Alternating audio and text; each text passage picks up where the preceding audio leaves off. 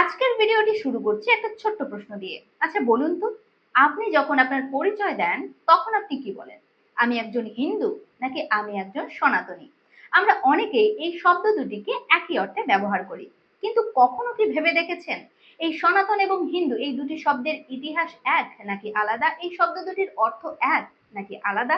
নমস্কার, আমি খুশি রায়। আজকের ভিডিওতে আমরা আলোচনা করব হিন্দু এবং সনাতন এই দুটি শব্দের ইতিহাস নিয়ে। এই দুটি শব্দের অর্থ এক নাকি ভিন্ন, সেই সমস্ত খুঁটিনাটি থাকছে আজকের ভিডিওতে। তো চলুন কথা না বাড়িয়ে শুরু করা যাক আজকের মূল আলোচনা।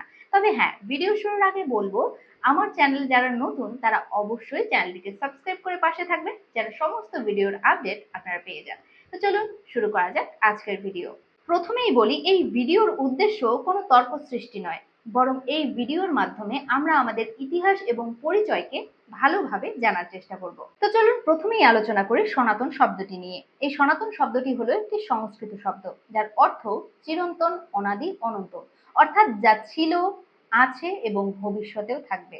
এখন আসি হিন্দু শব্দে। ঐতিহাসিকভাবে অনেক গবেষকদের মতে এই হিন্দু শব্দটি ধর্মগ্রন্থে প্রথমে ধর্মের নাম হিসেবে ব্যবহৃত হয়নি। এটি মূলত সিন্ধুনাথকে কেন্দ্র করে গড়ে ওঠা ভৌগোলিক পরিচয় থেকে এসেছে, আর সময়ের সাথে সাথে এটি ভারতীয় উপমহাদেশেরও একটি ধর্মীয় ও সাংস্কৃতিক পরিচয় হিসেবে হিন্দু শব্দটি ব্যাপকভাবে ব্যবহৃত হতে শুরু করে। অর্থাৎ আজকের দিনে আমরা যখন বলি হিন্দু ধর্ম, তখন সাধারণভাবে সেই ধর্মীয় ঐতিহ্যকেই বুঝি, যাকে অনেকেই সনাতন ধর্ম নামেই উল্লেখ করেন। তাহলে এখন প্রশ্ন হলো, এই হিন্দু আর সনাতন কি সম্পূর্ণ আলাদা?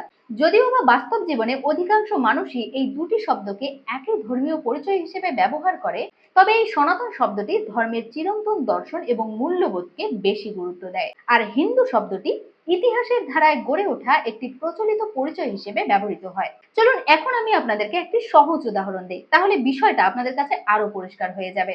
ধরুন একটা বিশাল বটগাছ, সেই বটগাছের নাম সবাই জানে, কিন্তু সেই গাছটিকে বাঁচিয়ে রেখেছে তার শেকড়।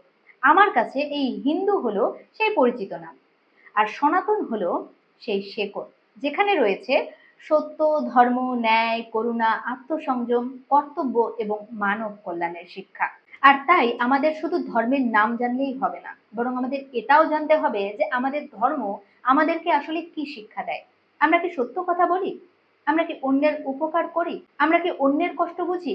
আমরা কি আমাদের নিজের চরিত্র গঠনের চেষ্টা করি? আর যদি এগুলোই আমাদের মধ্যে না থাকে, তাহলে শুধুমাত্র পরিচয় দিয়ে সনাতন ধর্মের মূল চেতনাকে ধারণ করা যায় না। তাই আমি মনে করি আমি হিন্দু, এটা আমার পরিচয় হতে পারে, কিন্তু আমি সনাতনের আদর্শে আমার জীবনকে পরিচালিত করার চেষ্টা করি। এটাই হওয়া উচিত আমাদের প্রত্যেকের লক্ষ্য। তো আজকের ভিডিও এখানেই শেষ করছি। আশা করি আপনারা বুঝতে পেরেছেন সনাতন আর হিন্দু শব্দের অর্থ, তাদের ইতিহাস এবং এই দুটি শব্দ কি অর্থ বহন করে, সেই সমস্ত কিছু। তো দেখা হচ্ছে নেক্সট ভিডিওতে। আর অবশ্যই আপনারা কমেন্টে জানাবেন সনাতন শব্দের সব থেকে সুন্দর অর্থ কি। অবশ্যই আপনারা কমেন্টে জানাবেন, আর ভিডিওটি ভালো লাগলে অবশ্যই সকলের সাথে শেয়ার করুন। দেখা হচ্ছে নেক্সট ভিডিওতে। ততক্ষণ পর্যন্ত ভালো থাকবেন, সুস্থ থাকবেন, আর হ্যাঁ, চ্যানেলটিকে সাবস্ক্রাইব করে সাথে থাকুন। হরে কৃষ্ণা, হর হর মহাদেব, জয় সনাতন।